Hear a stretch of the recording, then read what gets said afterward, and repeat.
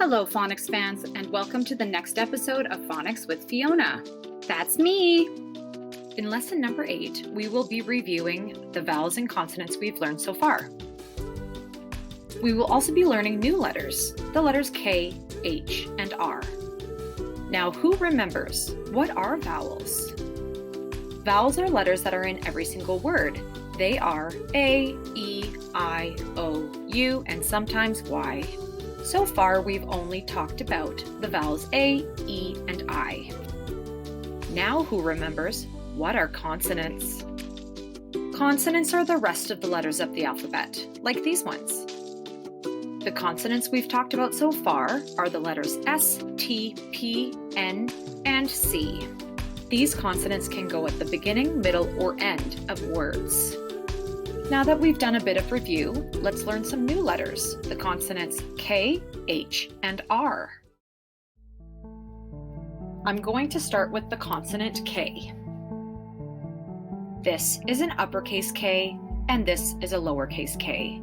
Just like with all of our other letters we've learned, we're going to focus on the lowercase letter. K says K, just like another letter that we've learned, the letter C.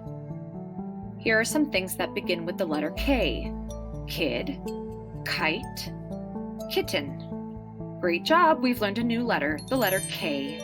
Now let's move on to the next letter, the consonant H. This is an uppercase H, this is a lowercase h. The letter H says H. Here are some things that begin with the letter H. Happy, hill, hen. We are on a roll. We just learned another consonant, the letter H. Now let's talk about the consonant R. This is an uppercase R, and this is a lowercase r. The letter R says R. Here are some words that have the letter R in them. Rabbit, red, car. One more consonant down, the letter R.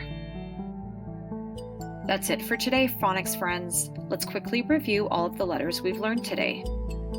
The consonant K says K, like in kiss, king, kangaroo.